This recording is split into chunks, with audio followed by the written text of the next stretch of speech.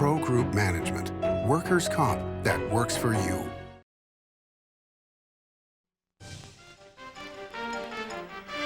Welcome to Nevada Newsmakers. The topic today, property taxes. We have a state senator and some victims. Marlene Lockard has the rundown. Beware the Ides of March. Today we're going to hear from Senator Bob Coffin and Nevadans concerned for property tax cap, Jim Clark and Ted Harris. Taxes, taxes, taxes.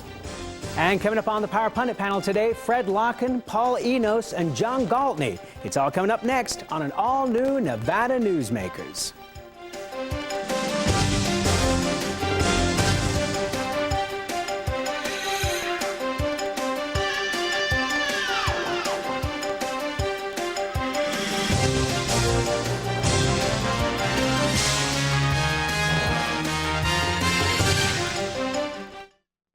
Nevada Newsmakers, brought to you in part by the Tahoe Reno Industrial Center, the world's largest industrial park, the resort at Red Hawk, and the Peppermill family of casinos. This is one of Sierra Power's main generating plants. It's right next door to the Tahoe Reno Industrial Center. These plants provide all the clean, reliable power that businesses need. TRI has 3 independent power generation facilities on site. For sensitive manufacturing companies and high-tech firms, this benefit is invaluable. Welcome to the Tahoe Reno Industrial Center, the largest industrial park in the world, building economic prosperity for Nevadans. I tell you, John, this industry has really changed. Tell me about it. You seemed to do pretty well last year. What's your secret? No secrets. Although I'll tell you something. The smartest thing I did was sign up with Pro Group Management. Really? Yeah, they do workers' comp, right? Yeah, their services are great. And get this, they saved me 30%. I've heard they saved others 50%. That works for me. Pro Group Management. Finally, workers' comp that works for you. Since its creation more than a decade ago, the Southern Nevada Water Authority has focused on 3 goals: preserving water quality, improving water conservation in Southern Nevada, and meeting the community's current and future water needs. Through thoughtful planning, responsible management, and collaboration, it's succeeding. As we move into the 21st century, the authority continues to embrace sustainable water development and efficient water use. That's our promise to Nevada.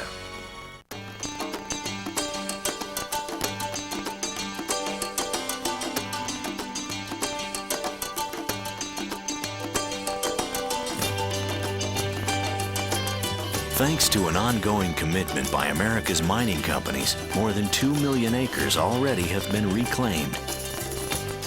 To learn more about reclamation or other aspects of mining, visit nma.org, the National Mining Association. And now, back to Nevada Newsmakers with Sam Shad. And we welcome to the program State Senator Bob Coffin. Welcome, Senator. Hello. Senator, you had an interesting proposal to help senior citizens with their property taxes. Could you explain that to our viewers, please? Sure, Ray. I think that no matter what method is chosen to limit the property tax increase, and I am absolutely sure one will pass, I think that a deferral system is important so that we don't have to go into the rigmarole of a hardship, but rather that if a person cannot afford the taxes above a certain percentage increase, that they should be allowed to defer that tax increase and let it be kept simply as some sort of perpetual lien against the house, so that when the house is sold or the person perhaps passes on and the house is sold, then they could pay the tax at that time. I feel like it's an important item. Well, if you got greedy kids, they're not going to like that idea, Senator. But, you know, with this property tax issue, there's a deadline has been set for the end of the month to finish it. Do you think that with all the other business that the legislature needs to do you think you can actually finish in 120 days? Oh, I think we'll finish in 120, and it'll probably be sloppy, and we might have to have a special session immediately after that. In fact, I understand that because of the press of drafting law, and we're behind on that there is a chance that leadership may decide to eliminate some of the internal deadlines and just go all out 120 with no internal limits. Does that mean the senators and assembly people from Las Vegas will stay in Carson City on Friday afternoons? Well, we should when there is work to do. And unfortunately, there just aren't enough bills available to be working on, except for the property tax problem. That's one that we could be working on 24/7.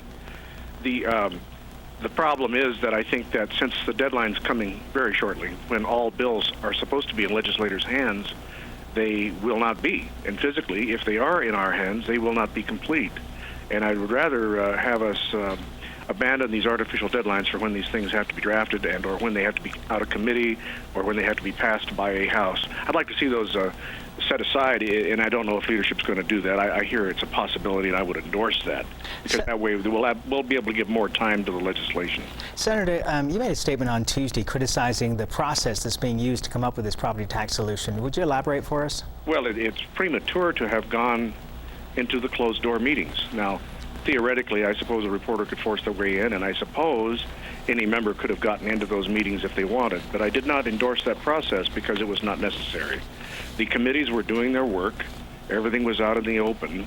The public was learning and realizing what we were going through. The minute you go into the closed meetings, you undercut the committee effort because the members see this as now being a problem assumed by leadership, and it gives the members a chance to goof off, frankly, because now they know somebody else is taking care of the problem.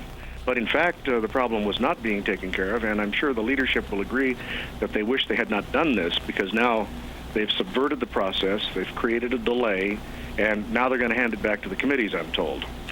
Senator, you've worked with Senator Dina Titus for years. She's the minority leader in the Senate. As you know, she's running for governor. What type of governor would Dina Titus be for our state of Nevada? I think Dina Titus would be a breath of fresh air. I think you'd have a person who would be outspoken, would know the governmental process, and I think it would be one in which the public would be deeply involved because of her belief in open government. She's engaging.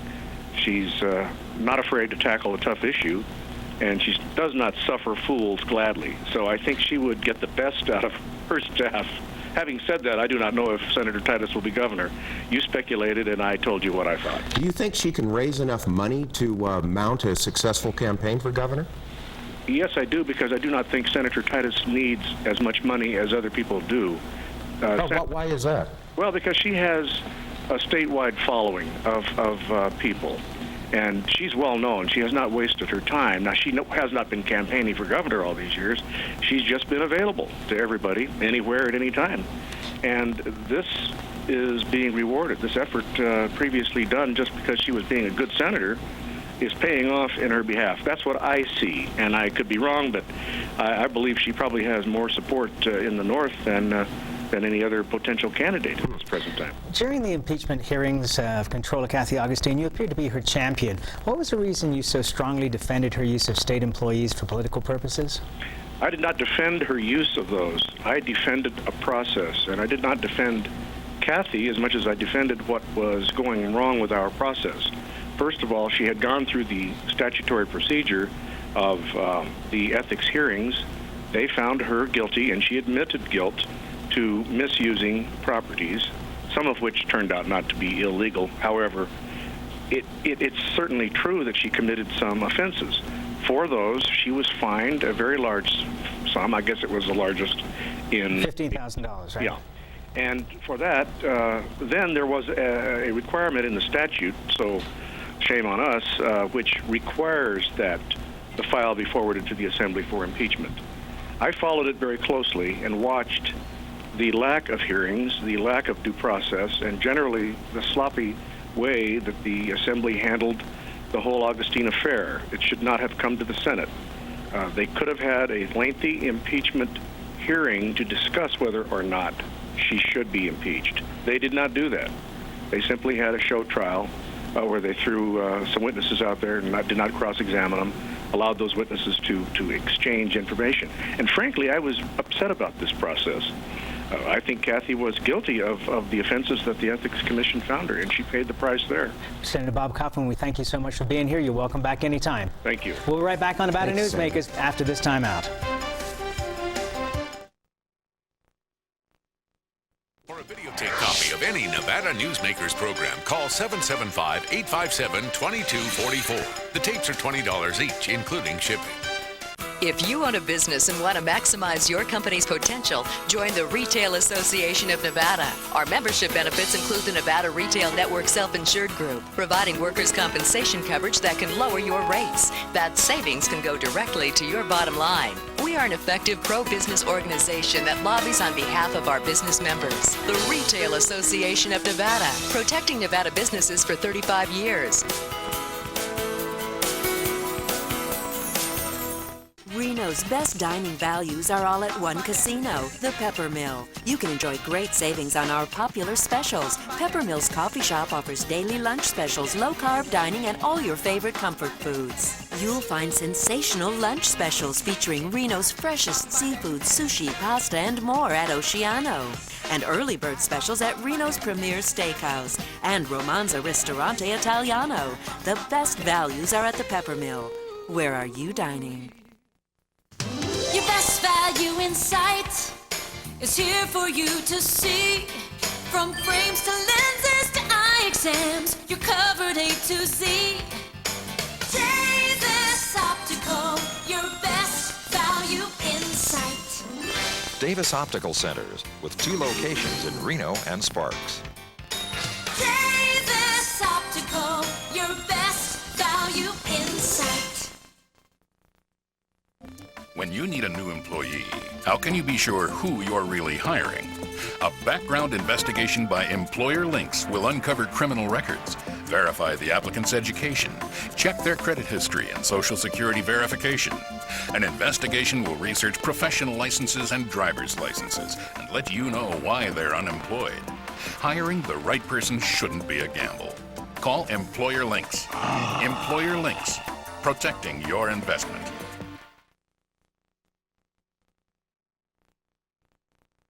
And now, back to Nevada Newsmakers.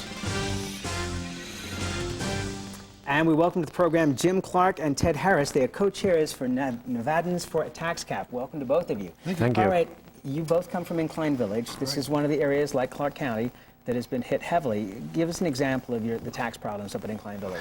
Well, I can give you numerous examples, I guess. We only have 6 minutes. Okay. 1 or 2. How about one? How about my own? Fine. Moved into my house in 1990, which I built, and I could afford when I built it. The increase in the assessed values of land is up 700%. We've been, when I look back historically over the last 12 years, 13 years, my property taxes have risen 5.5 times in total dollars. If that happens again in the next 10 years, I won't have a choice. I will have to find a bridge to live under. Jim, you want to give us an example? Yeah, perhaps Incline is the area in Nevada that's been historically most impacted by this because of the supply and demand, but the median price house in Incline Village since about 1984 has risen annually, according to the Realty Board, about 11% a year, and that's compounded. So now Clark County and Washoe and Douglas are starting to feel some of our pain, and the legislature's taking some activity. There are 3 proposals that are going to be heard this afternoon in the Joint Tax Committee hearings. Is there a preference that you prefer? I, for one, have a very strong preference in favor of Mark Schofield's proposal. I've followed that from day one, and I've attended the hearings where he's made his presentations. This is the 6% cap. The 6% cap. We'd prefer to see something less than 6%. Even 6%, your property taxes would double in 12 years, which is a backbreaker for lots of folks. The number that I've heard recently is there are 400,000 people in Clark County out of the 1.7 million that are retirees and essentially on fixed incomes. If there was a 6% cap, would you be willing then for each year that it was limited at the time of a potential sale, only have a 6% increase in value then when the homes were sold for those years that you had the 6% cap?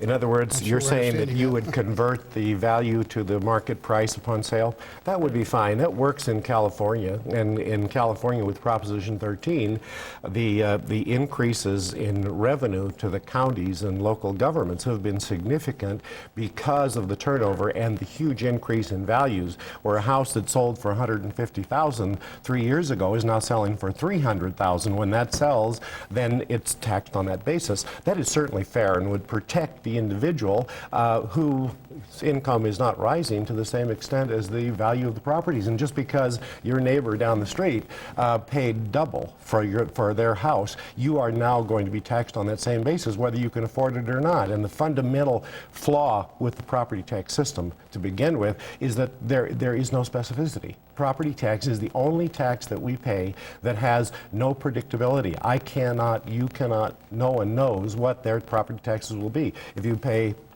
If you earn $100,000 in income, you pay tax on $100,000. If you earn $50,000, you pay tax on that. You know that in advance, and you can predict and you can plan your life. But if many folks in this community and every other in the state of Nevada obviously could afford their house when they bought it, but the values on them now and the basis upon which they're being taxed, people are literally being taxed out of their homes, and something has to be done. Okay, let me ask you this, because this has to be brought up. The reason that your property taxes have gone up 700% in the last 13 years is because the value of your house has gone up. Has it gone up in an equal proportion? No, it has not gone up, and that's really kind of a side issue because the increase in the value of my home is irrelevant. I'm not a speculator. I bought this house to live in for the rest of my life, and its value is only relevant to perhaps one of my beneficiaries somewhere down the line. The key issue here is I need to be able to stay in my home because my income isn't. I can tell you that the property taxes have gone up 5.5 times in my case, and I can show you the numbers to prove it. The value of the property is probably tripled. Which, yeah, it's very good. And if I were going to sell, fine. But what's the big deal? If it's gone up and I have to sell, if I sell it and capture that threefold increase, if I go to buy something else, I'm going to have to pay a similar price. There's no gain. There's no benefit. I think everyone by now understands that we've got a constitutional hurdle to get over to have meaningful long-term adjustments made in this area, and the committees have been struggling with that. In the interim, do you think it might be more appropriate for your case and others to protect through the hardship clause, give relief on a case-by-case basis, rather than tinkering with this very complex area of the law? You'd have to raise taxes to pay for the administration to do that. Maybe they can come up with a formula, but I don't know how. A means test, filing income tax returns or whatever. But also, wouldn't that be ironic for the folks who are living in Incline Village, who are, I mean, it's just hard to justify hardship when the value of the property is so high. I mean, it's part of the luck of the game. That's the impression that everyone has, but it simply isn't true. There are dozens or perhaps hundreds of homes that are very modest, that were built in the 60s and 70s, that were bought as vacation homes, that were bought as a permanent resident, which a person could afford. As an example, I have a friend who owned a little house in Mill Creek, which is one of the early subdivisions built in the 60s in Incline Village. And this little house is 1,100 square feet. It was a rental. He was renting it for $1,100 a month. His property taxes went from $3,000 to over $5,000 in 1 year. Now, and so it was a rental, and he sold it because the income wouldn't justify the value of the property. But there are dozens of homes in that subdivision that are owned by people who are paying mortgages and income tax and are literally being taxed out of their homes. And we are out of time. I thank you both for coming here. You presented a very good case. We'll be right back on Nevada Newsmakers after this. This is Nevada Newsmakers. Those were very difficult times for my husband and I, finding the kind of long-term resources that we needed to continue his recovery and well-being. And it would have been much easier to have had a source that we could have called in one spot rather than calling friends, searching the internet. One-stop access for caregivers, NevadaCareConnection.org. Something spectacular has taken wing not far from Reno or Lake Tahoe, and never far from your mind. an escape of fine dining and legendary golf. Introducing the resort at Red Hawk. And at the center of it all, we've feathered our nest with new villas that have elevated Red Hawk to the status of a premier resort.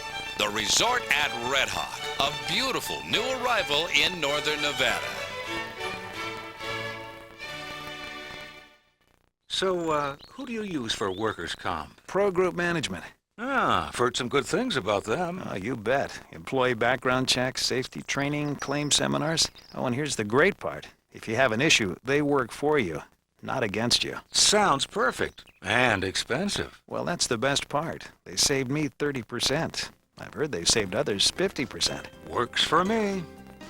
Pro Group Management. Finally, workers' comp that works for you.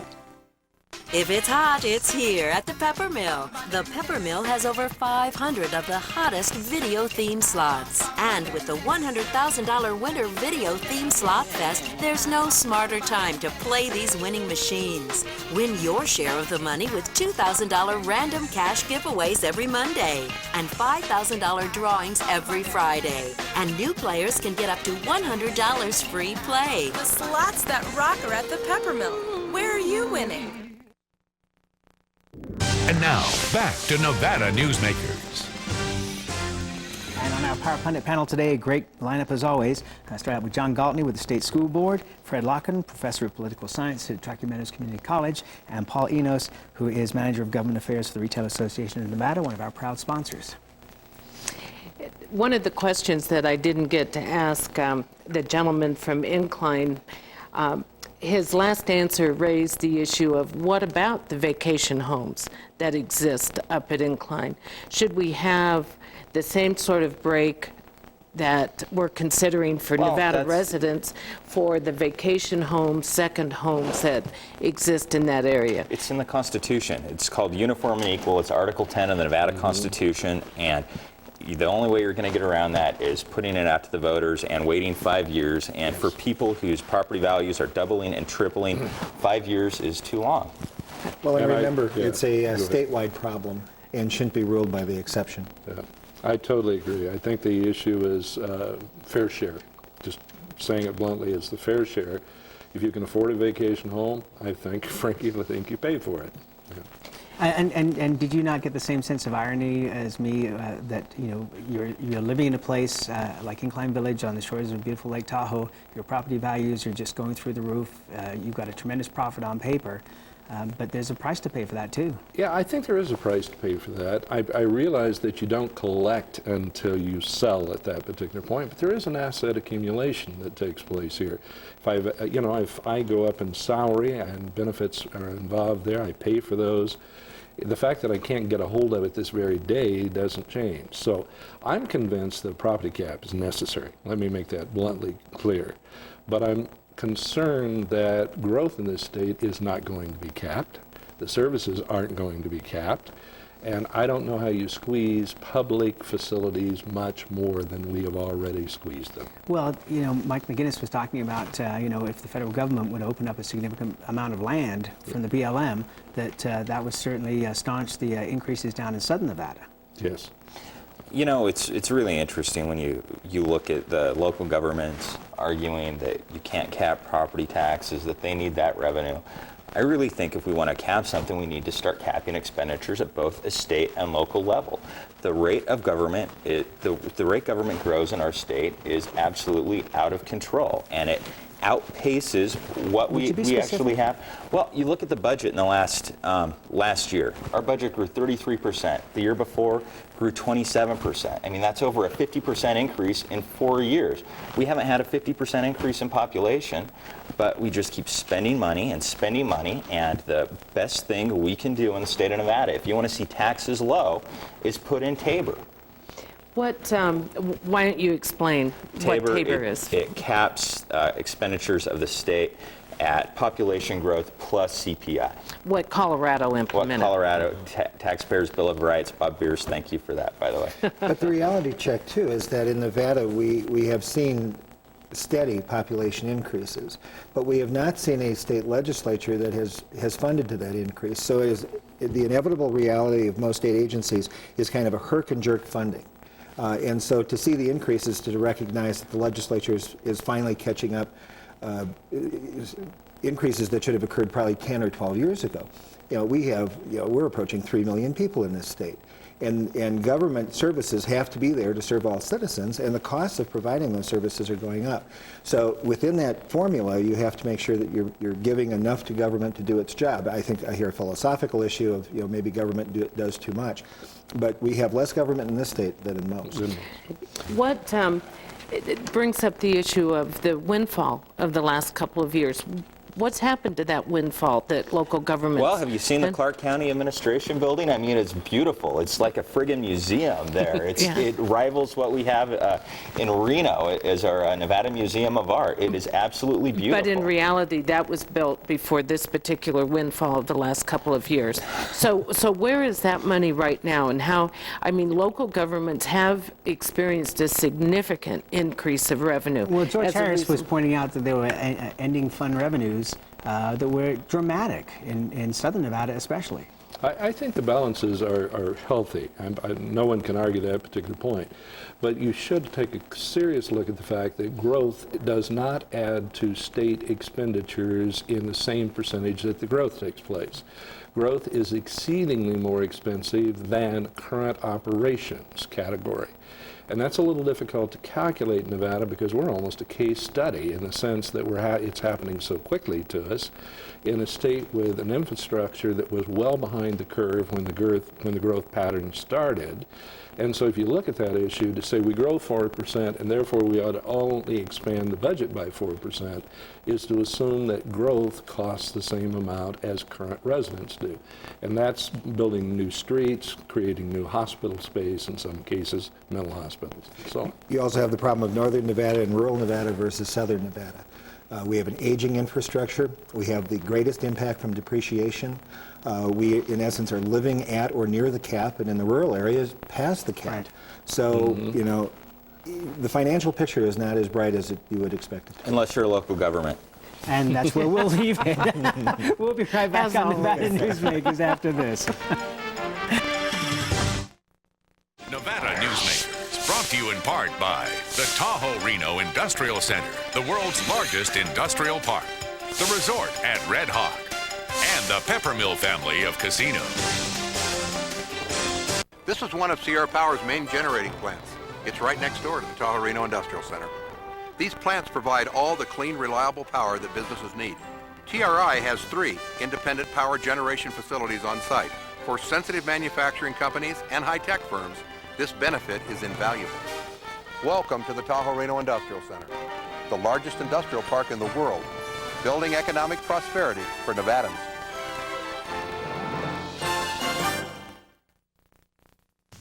Your best value in sight is here for you to see.